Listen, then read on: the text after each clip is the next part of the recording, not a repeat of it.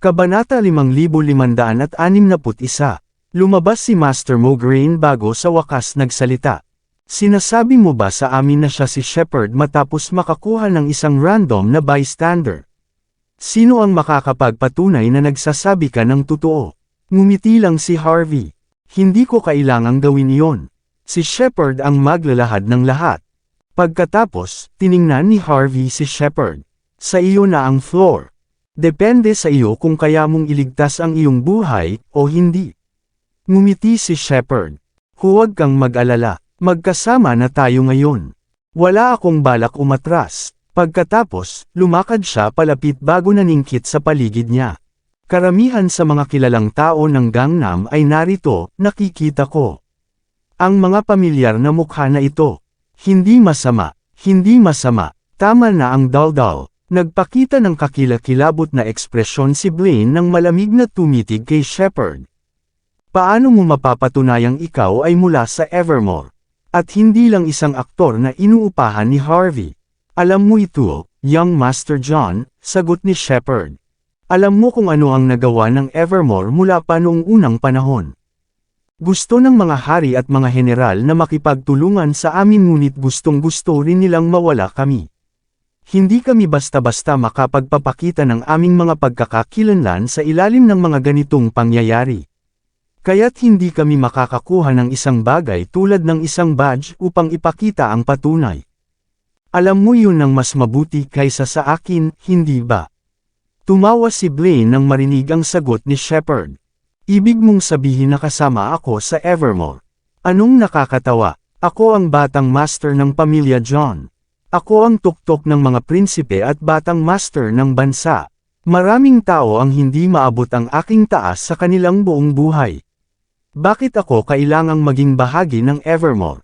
Kung mag-aakusa ka ng isang bagay, gamitin mo naman ang iyong utak.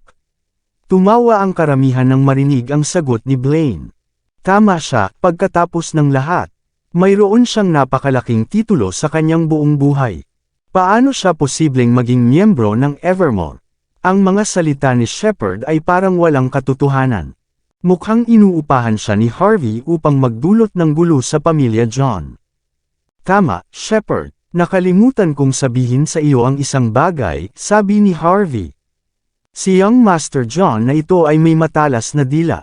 Tiyak na kaya niyang labanan ang buong mga bansa gamit lamang ang kanyang bibig. Hindi kanya kalaban. Dapat lang nating tiyakin na pinagkakatiwalaan muna niya ang iyong pagkakakilanlan.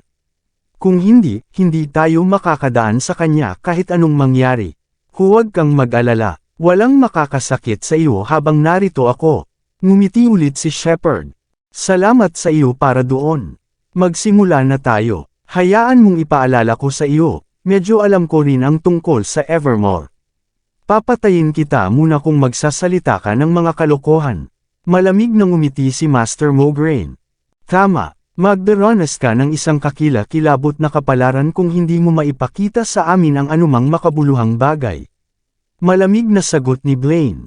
Sisiguraduhin kong igugugol mo ang natitirang bahagi ng iyong buhay sa likod ng mga rehas. Bumantong hininga si Shepard. Hindi ko mapatunayan na ako si Shepard.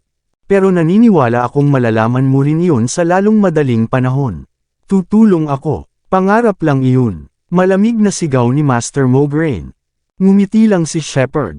Alam ng lahat na bukod sa pinuno ng Immortal Pavilion, mayroon ding 4 na nakatatanda. Si Master Mograine ang pinakamababa sa kanila. Tumawa ang lahat. Napakasimple mo pala para isipin na makakatulong ito sa iyo. Pangkaraniwang kaalaman iyon. Huwag kang magmadali. Hindi pa ako tapos dito. Alam ng lahat na mayroong 4 na nakatatanda mula pa noong unang panahon. Pero hindi gaanong alam ng mga tao na ang mga nakatatanda ay kumakatawan sa 4 na pinakamakapangyarihang pamilya sa Immortal Pavilion. Si Master Mograine ay kabilang sa pamilya John. Sa kabila ng hindi pagiging bahagi ng mga pamilya ng Immortal Pavilions, nanatili pa rin siyang isa sa mga nakatatanda. Hindi ba kakaiba sa inyo? Bahagyang tumango ang mga tao sa Underworld. Totoo ang sinabi ni Shepard pagkatapos ng lahat. Pero, ang Immortal Pavilion ay may isang espesyal na patakaran. Sa pamamagitan ng isang makabuluhang kontribusyon, kahit na ang isang tao na hindi mula sa direktang linya ng mga pamilya ay maaaring maging isang nakatatanda. Pero, ang pribilehiyo ay hindi ibibigay para sa isang bagay na may kaugnayan sa martial arts. Dapat itong may kaugnayan sa medisina. Si Master Mograine ay nakamit ang kapangyarihan gamit ang isang partikular na formula na pinangalanang Sustainer. Nang inag si Master Mograine, paano mo nalaman ito? Hindi lang alam ko ring hindi ikaw ang nag-formulate nito.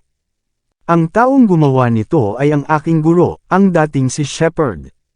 Sinuportahan lamang ng pamilya John ang pagpasok ng Evermore sa Gangnam para sa formula ng Sustainer. Dapat mong malaman kung paano nangyari ang lahat, hindi ba? Manahimik ka, tama na ang mga kalokohan na ito. Mukhang kakila-kilabot si Master Mograine. Ang pamilya John ay bahagi ng 10 pinakamayamang pamilya. Mayroon kaming lahat ng mga mapagkukunan at lakas ng tao upang mag-formulate ng isang bagay tulad ng Sustainer. Mukhang malungkot si Blaine John. Paano mo nagawang ganyan? Hindi ka lang naninirang puri sa akin, kundi pati na rin sa aking tiyahin. Mga barbaro kayo, magbabayad kayo para dito. Malapit nang iutos ni Blaine na alisin si Shepard. Pero bago pa siya makapag-utos, lumakad na palapit si Prince Gibson kasama ang mga disipulo ng Heaven's Gate na may malamig na hitsura. Lumalaban ka ba sa akin? Agad na nagdilim ang mukha ni Blaine. Tumawa si Prince. Pasensya na, young Master John. Dahil gusto ni Sir York na ligtas at maayos si Shepard. Hindi ka maglalagay ng kahit isang daliri sa kanya maliban kung patay na kaming lahat. Ngumiti lang si Harvey York. Narito kami upang magpatutuo sa sitwasyon. Bakit mo gustong patayin ang aking saksi? May kasalanan ka ba sa isang bagay? Ikaw, kumukurap ang mga mata ni Blaine. Tama, gusto mo bang malaman ang formula ng Sustainer? Ikaw, kumurap ang mga mata ni Master Mograine. Hindi ako naniniwala na alam mo. 0.1 ounces ng Yakama leaves, 0.3 ounces ng mga balat ng tangerine, at isang snow rose. Tama na, agad na nagdilim ang ekspresyon ni Master Mograine. Huwag nang magsalita pa, mamamatay ka sa pagpapahayag ng formula ng Immortal Pavilion. Ang lahat ay nagpakita ng mga kakaibang hitsura matapos marinig ang mga galit na salita ni Master Mograine. Nagsisimula na ba siyang magpanik? May malalim na impluensya ang Evermore. Sino ang nakakaalam kung mayroon kayong mga espiya sa Immortal Pavilion? Sigaw ni Blaine John. Kung mayroon, natural lang na alam ninyo ang formula. Sinusubukan mong manirang puri sa aking tiyahin dahil dyan. Nagbibiro ka ba? Sa tingin mo ba may sinuman dito ang maniniwala sa iyo? Tumayo si Ibuki Masato bago naglabas ng malamig na tawa. Siyempre, walang maniniwala sa kanya. Hindi niya nga maipakita ang kanyang pagkakakilanlan. Tumawa si Shepard. Dahil hindi ninyo ako pinaniniwalaan, magsasabi ako ng isang bagay na makakapagpatunay sa inyo. Mula pa noong sinaunang panahon, tanging ang pinakamay kakayahang pamilya Masato ang makakaangat sa tuktok.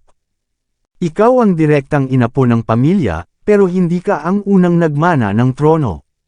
Nagbayad ka ng malaking halaga para bumili ng Everlasting Peel mula sa Evermore upang maibigay ito sa iyong emperador, na tinitiyak ang iyong promosyon. Sa katotohanan, ang iyong pamilya ay walang halaga kung hindi dahil sa suporta ng emperador. Kung ikukumpara sa iyo na ipinagmamalaki ang iyong sarili bilang pinakamagaling sa Island Nation at modernong master ng yin-yang technique, talagang kabaligtaran ito. Manahimik ka na ngayon. Mukhang kakila-kilabot si Ibuki. Ang mga taga-Island Nations ay may hindi mapuputol na linya ng imperyo dahil hindi kami nakikialam sa mga negosyo ng ibang pamilya. Paano mo nagawang insultuhan ang pamilya ng emperador na ganyan? Gusto mo bang mamatay o ano? Sasabihin ko sa iyo. Papatayin kita kahit na hindi ito ang pamilya John. Mukhang labis na nagalit si Ibuki, ngunit alam ng lahat na siya ay nagpanik na. Pagkatapos ng lahat, malamig na pawis ang tumutulo na sa kanyang likod. Kung naniniwala ang pamilya ng emperador na siya ang nagbigay ng impormasyon tungkol sa kanila, mapapatay siya sa isang iglap. Malamig na tumawa si Karina Joyner. Huwag kayong maloko ng isang lalaking bigla na lang lumitaw, lahat. Sa mga pamamaraan ng longmen, hindi mahirap para sa kanila na malaman ang lahat tungkol sa island nations, lalo na ang country age.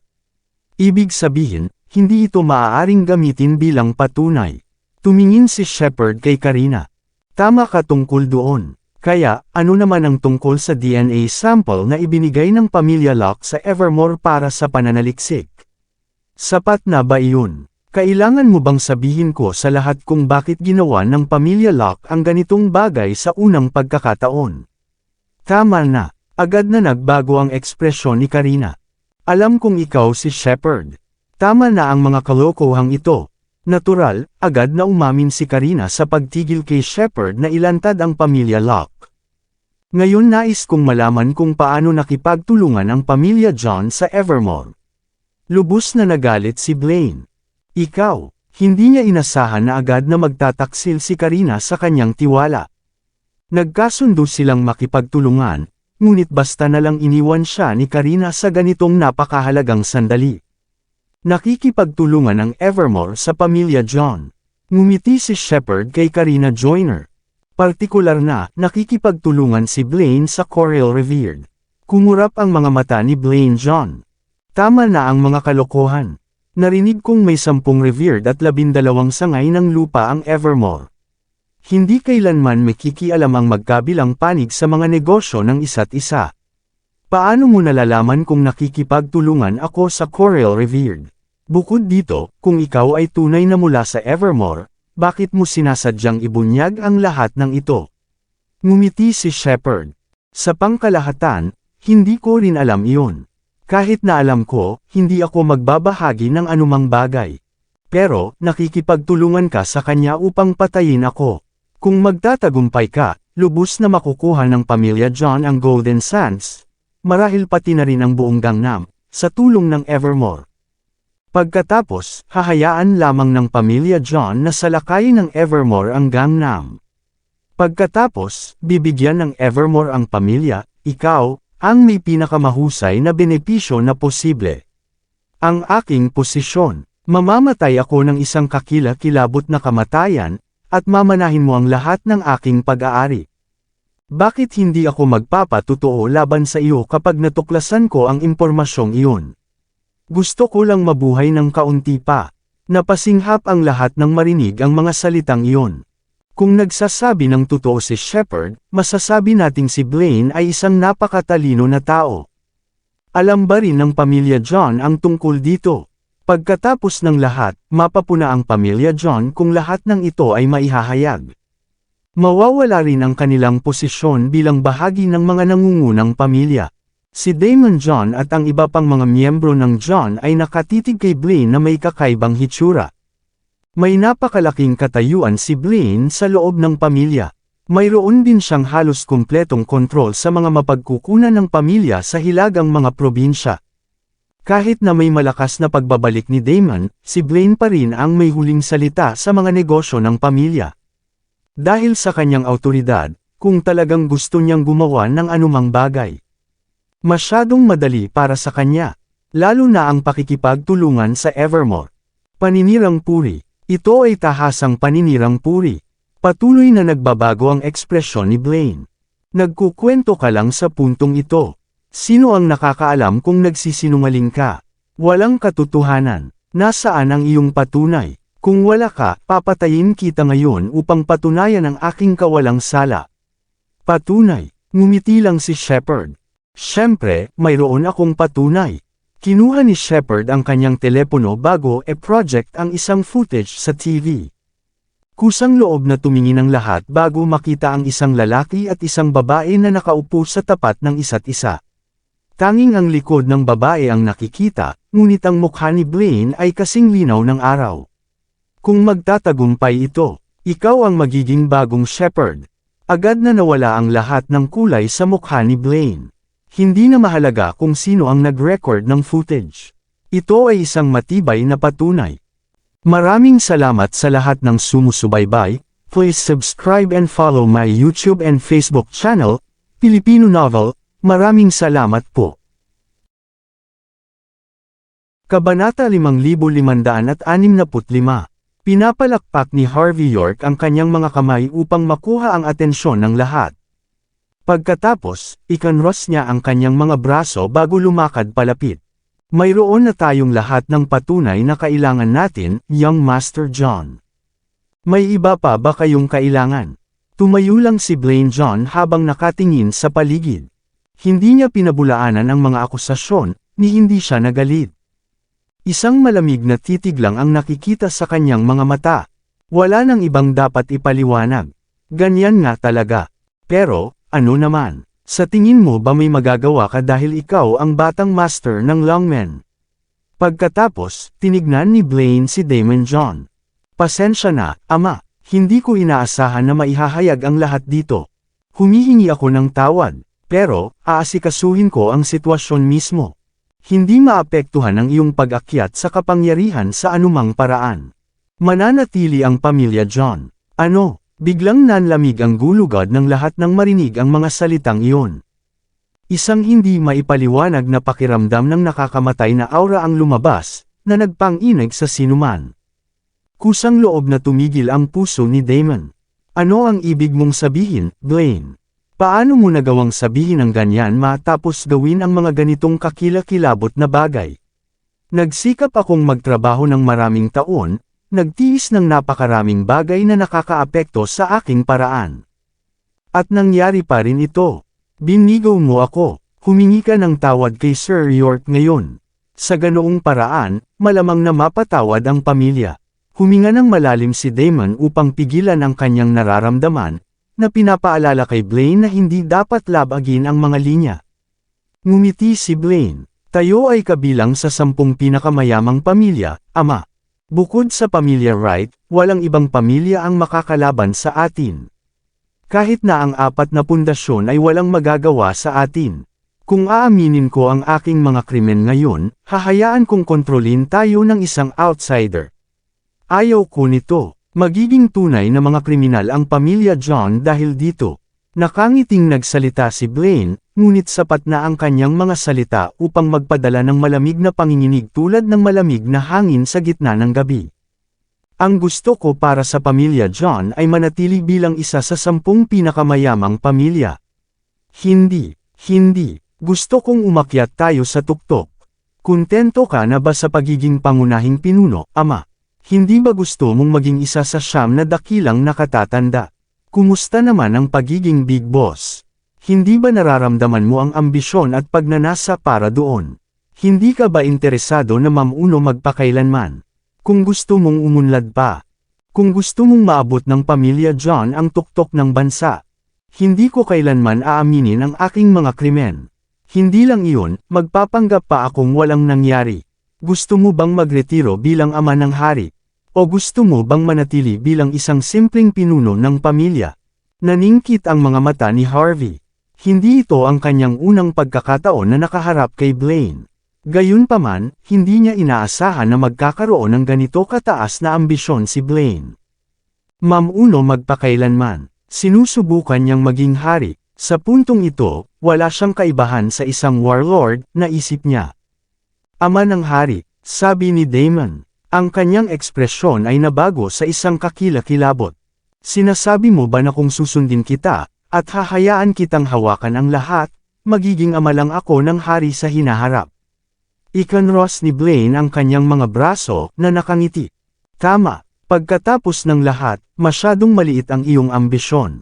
Hindi ka maaaring umasa na mamuno sa pamilya. Pero iba ako, kaya kung itaas ang pamilya sa tuktok. Kapag nangyari iyon, magkakaroon ka ng anumang gusto mo. Hindi ba nakakatuwa? Hayaan mong bigyan kita ng isang payo. Huwag kang sumalungat sa akin, at huwag mo akong kalabanan. Manood ka lang at matuto. Blaine, senggal ni Kyrie, ang kanyang ekspresyon ay pangit. Ang ambisyon mo, gusto mong maging hari, sa tingin mo ba kaya ng iyong pamilya na makamit iyon? Gumising ka na, ngumiti si Blaine. Maaaring may mga paghihirap sa pamilya John lamang, pero may tulong ako mula sa Evermore.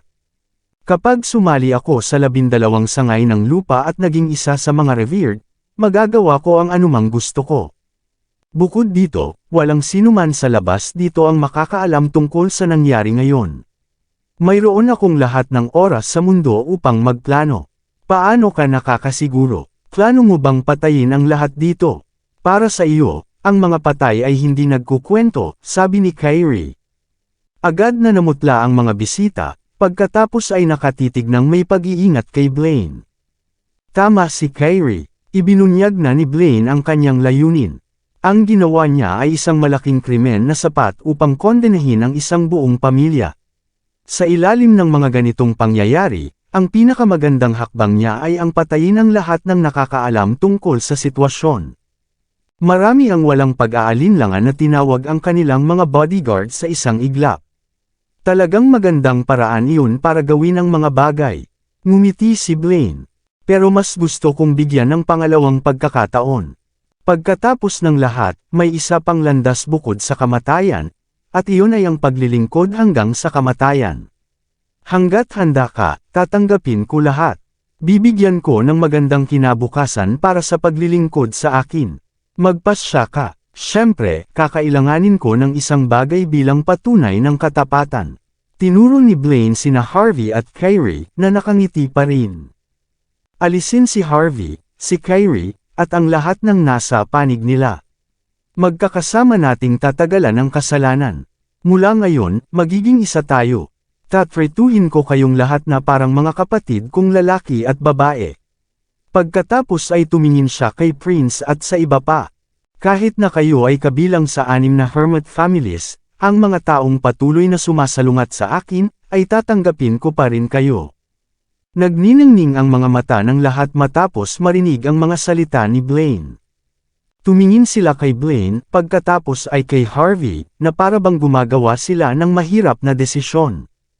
Kumunot ang noo ni Harvey, at nakita na niya ang napakaraming prinsipe at batang master sa kanyang buhay. Sa kabila nito, si Blaine ang nag-iisa na may sapat na tapang na ipahayag ang ganitong ideya.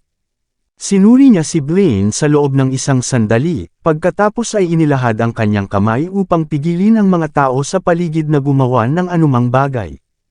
Alam mo ba ang sinasabi mo, Blaine?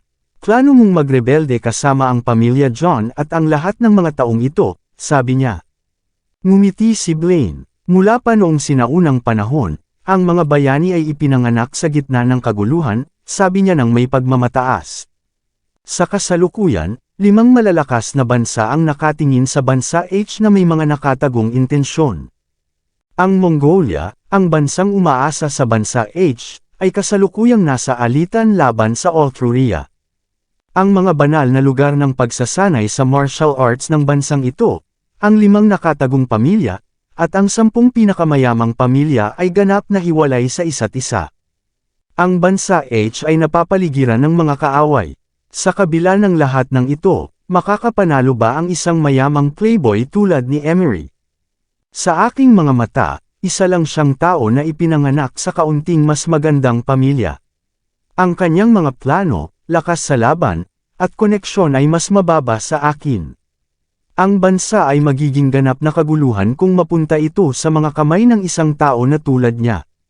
Para sa kapakanan ng lahat ng tao sa mundo, ako mismo ang aangat. Mamumuno ako magpakailanman. Tumingin si Kyrie kay Blaine nang may kakaibang pagtingin. Mukhang kumbinsido si Blaine sa kanyang sarili na siya ay nasa tama. Si Damon ay tila ito ang kanyang unang pagkakataon na makilala ang kanyang anak. Umikot siya at naningkit ang kanyang mga mata, at biglang natuwa. Si Master Morgraine, Cora, at ang iba pa ay tumingin kay Blaine na may paghanga. Malinaw na maraming problema ang kailangang harapin upang magkaroon ng tapang na sabihin ang lahat ng mga salitang iyon. Kahit si Prince at ang iba pa ay mukhang seryoso.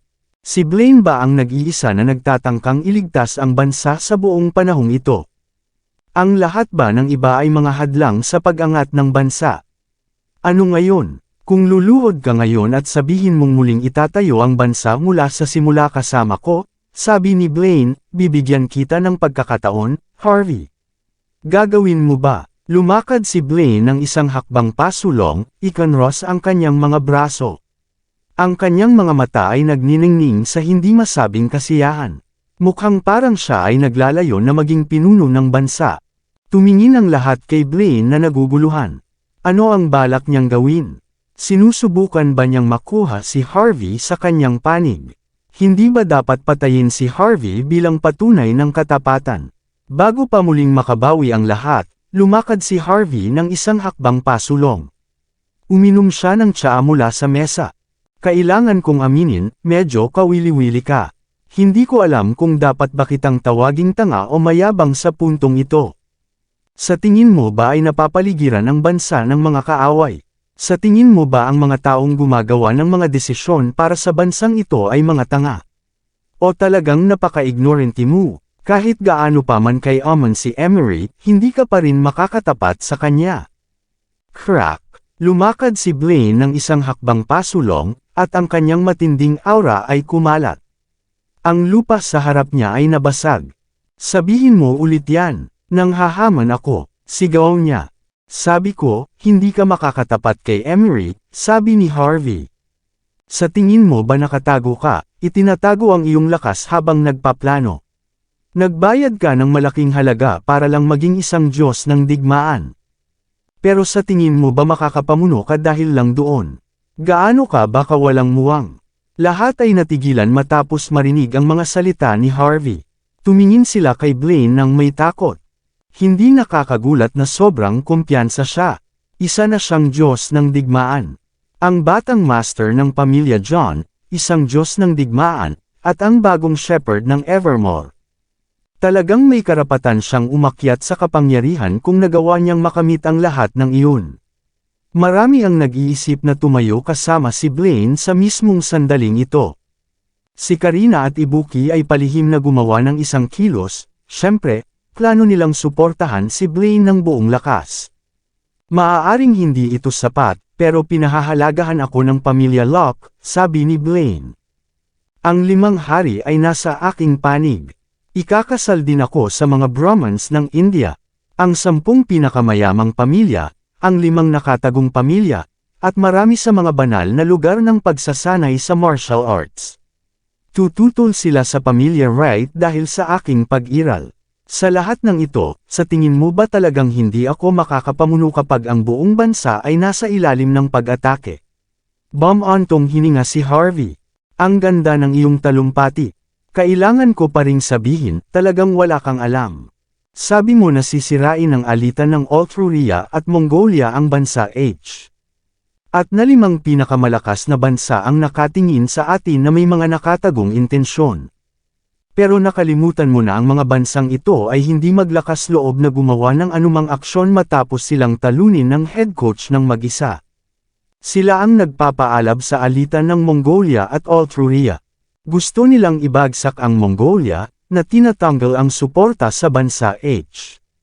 Pero, hindi ba sa tingin mo na sinusubukan ng bansa H na ibagsak ang 5 pinakamalakas na bansa, sa puntong hindi na nila kayang alagaan ang kanilang sarili? Ang alitan sa pagitan ng mga bansa ay hindi kasing simple ng iniisip mo. Hindi ko masisisi kung hindi mo naiintindihan. Sabi mo na ang 10 pinakamayamang pamilya, ang 5 nakatagong pamilya, at ang mga banal na lugar ng pagsasanay sa martial arts ay ganap na hiwalay sa isa't isa. Gayunpaman, nakalimutan mo na ang 10 pinakamayamang pamilya ay umiiral upang labanan ang 5 nakatagong pamilya. Ang 4 na pundasyon ay maingat na nagmamasid sa mga banal na lugar ng pagsasanay sa martial arts. Kung gusto mong masira ang 5 nakatagong pamilya at ang mga banal na lugar ng pagsasanay sa martial arts. Sa mga pamamaraan ni Big Boss, hindi mahirap para sa kanya na gawin iyon. Pero para sa kanya, parehong mahalaga ang 5 nakatagong pamilya at ang mga banal na lugar ng pagsasanay sa martial arts. Ang ganap na awtoridad ay nangangahulugang ganap na katiwalian. Kung wala ang 5 nakatagong pamilya at ang mga banal na lugar ng pagsasanay sa martial arts na maingat na nagmamasid sa 10 pinakamayamang pamilya at sa 4 na pundasyon, walang magiging pag-unlad. Bukod dito, magpapakita sila ng katapatan sa kalaunan bilang mga pagsubok. Dahil sila ay nasa parehong panig sa huli, ano ang punto ng pakikitungo sa kanila? Tungkol naman sa lahat ng sumusuporta sa iyo. Talaga bang sa tingin mo madali mong makukuha iyon, nang walang anumang kahihinatnan? Ang lahat ng mga taong iyon ay bihasa sa pagsipa sa iba habang sila ay nasa lupa. Tumawa si Harvey. Sa tingin mo ba hahayaan ko lang silang magdulot ng gulo sa aking bansa? Ikinros ni Harvey ang kanyang mga braso habang lumakad siya palapit. Ang kanyang mukha ay parang yelo. Pinanood ni Blaine, biglang nakaramdam na parang lumalaki ng walang hanggan ang katawan ni Harvey. Ang lalaking nag-iisip na siya ay nakalaan para sa kadakilaan, agad na nakaramdam ng napakalaking presyon sa harap niya. Nagbago ang kanyang ekspresyon, at kusang loob siyang umatras ng isang hakbang. Harvey York, ikaw lang ang batang master ng lungmen. Mas mababa ka sa akin. Sigaw ni Blaine, na may isang nakakaawang tingin sa kanyang mukha. Anong karapatan mo para magmayabang ng ganito? Tama, sigaw ni Karina, na nakatayo. Kung aangat sa kapangyarihan si Young Master John, tiyak na makikipagtulungan ang mga Amerikano sa bansa H. Ngumiti si Ibuki. Ang mga island nations ay mananatiling kaibigan ng bansa. Suportahan natin lahat si Young Master John. Tumingin ng masama si Harvey kina Ibuki at Karina. Paano ninyo nagawang mag-ingay sa harap ko, kayong dalawang barbaro? Gawin ninyo ulit yan, at sasampalan ko kayong dalawa. Sigaw niya. Ikaw, nagngangalit sa galit sina Karina at Ibuki. Pero matapos isipin ang mga pagkalugi na naranasan nila dahil kay Harvey, nagsimula na namang kumirot ang kanilang mga mukha. Tumingin muli ng kalmado si Harvey kay Blaine. Agad na nagbago ang ekspresyon ni Blaine. Hayaan mong sabihin ko ulit sa iyo. Wala kang espesyal. Ipinanganak ka na may pilak na kutsara. Nagplano ka ng maraming taon, pero hindi ka pa rin nagkaroon ng anumang aksyon. Gayunpaman, wala kang nagawa kundi ipakita ang iyong ambisyon ngayon. Kung hindi nangyari ang lahat ng ito, patuloy kang magtatago. 5, 10, 20 taon. Sinasabi mo sa iyong sarili na magiging hari ka na may sapat na mga mapagkukunan. Pero sa katotohanan, ito ba ang ibig mong sabihin sa pagpapasya? Hindi, hindi ikaw yan. Sinasabi sa iyo ng iyong puso na wala kang kapangyarihan, na wala kang karapatan. Gusto mong mamuno magpakailanman. Patuloy kang mangarap. Nanghihina ang lahat matapos marinig ang mga salita ni Harvey. Nagulat din sina Karina at Ibuki. Naanalisa na nila si Blaine dati. Mayroon siyang pagkakakilanlan, katayuan, pagtitiis, at ang talino upang magplano. Ang bawat bahagi niya ay tila napakahusay. Gayunpaman, ang kanyang pagmamataas at ang kanyang pagmamatigas na tanggapin ang kanyang mga pagkalugi ay ang kanyang pinakamalaking kahinaan.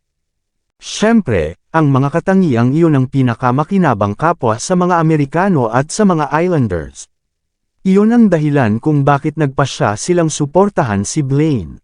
Madali siyang kontrolin, pagkatapos ng lahat. Pero, nang ituro ni Harvey ang mga kahinaan ni Blaine, biglang naramdaman ni Karina at Ibuki na parang guguho ang lahat. Natigilan din si Damon. Ang kanyang mahal na anak ang malamang na mamuno sa pamilya John sa tuktok. At gayunpaman, ang mismong anak na iyon ay walang halaga sa mga mata ni Harvey. May matalas kang dila, Harvey. Senggal ni Blaine, na kinagat ang kanyang mga ngipin. Pero, ano naman? Kabanata 5570. Ang buhay mo ay nasa aking mga kamay ngayon. Sa aking utos, mapapaharap ka sa isang kakilakilabot na kamatayan. Sigaw ni Blaine. Gusto mo bang patayin ako? Sabi ni Harvey, gamit ang isang grupo ng mga walang kwentang tao mula sa iyong pamilya. O kasama ang iyong mga kaibigang may genetic enhancements. Kumusta naman ang mga sundalong isinasakripisyo ng mga island nations? O sa halip, ang iyong lakas bilang isang Diyos ng digmaan? Marahan na pumalakpak si Harvey. Agad na lumitaw ang maraming figure mula sa mga dingding. Mga disipulo ng Heaven's Gate, narito upang lumaban para kay Sir York. Mga tagapagpatupad ng batas ng lungmen, handa sa tungkulin. Ang pamilya Patel ay handang mamatay para kay Sir York. Ang 6 na hermit families ay pareho. Parami ng parami ang mga taong nagpakita, ganap na nakapalibot sa tirahan ng pamilya John. Kalmado na tumingin si Harvey kay Blaine, na hindi gumagalaw ng kahit isang pulgada. Hindi niya gagamitin ang lahat ng mga taong ito sa una. Gayunpaman, nilayon ni Blaine na salungatin siya hanggang sa huli. Bumantong hininga si Damon. Sumuko ka na, Blaine. Hindi ka makakatapat sa kanya. Kahit na hindi ka mag-iisip para sa iyong sarili, isipin mo naman ang iyong pamilya. Pagkatapos ng lahat, ang gagawin mo ay isang malaking krimen. Ang buong pamilya ay babagsak kasama mo para dito. Kung aaminin mo ang iyong mga pagkakamali ngayon, hanggat taos-puso tayo, maaari kang mapatawad mula sa kamatayan. Gayunpaman, kailangan mo pa ring magdusa para sa iyong mga krimen sa kabila ng ating mga kontribusyon sa bansa dati. Pero kung hindi, kahit ako ay malamang na hindi ka mailigtas. Natural, ayaw ni Damon na bumagsak ang buong pamilya sa kabila ng kanyang sama ng loob. Kumurap ang mukha ni Blaine bago siya kusang loob na lumingon upang makita ang mga taong nasa paligid niya na nag-aalangan. Lumakad si Master Mordray ng isang hakbang pasulong. Aminin ang iyong pagkatalo, Blaine. Sumuko ka. Malapit nang magsalita si Blaine ng, "Tama, young Master John. May kailangan akong sabihin sa iyo." Biglang singit ni Shepard na nakangiti. Alam mo ba kung bakit gusto ni Alea na mamatay para sa iyong pag-angat? Dahil ang matandang bruha na iyon, na sapat na ang edad para maging lola mo, ay hindi ako nakuha.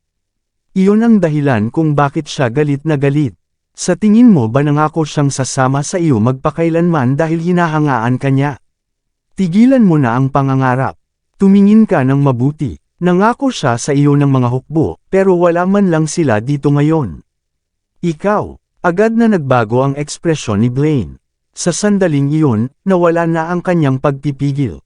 Ang babaeng interesado siya ay hinahangaan siya dahil sa kadahilanang iyon. Para sa isang batang master tulad niya, walang mas nakakahiya kaysa doon. Mabilis siyang sumugod kay Shepard. Ang aking kapalaran ay natataka na, Shepard. Dadalhin kita pababa kung kailangan kong gawin iyon. Sumabog ang aura ni Blaine, at ang matinding kapangyarihan ng isang Diyos ng digmaan ay naramdaman na umaagos mula sa kanya. Ikinross niya ang kanyang mga braso, pagkatapos ay inihampas ang kanyang palad sa mukha ni Shepard. Si Shepard, na hindi bihasa sa martial arts, ay magiging isang putik kung ang atake ay tumama. Ganoon kakilakilabot ang isang Diyos ng digmaan.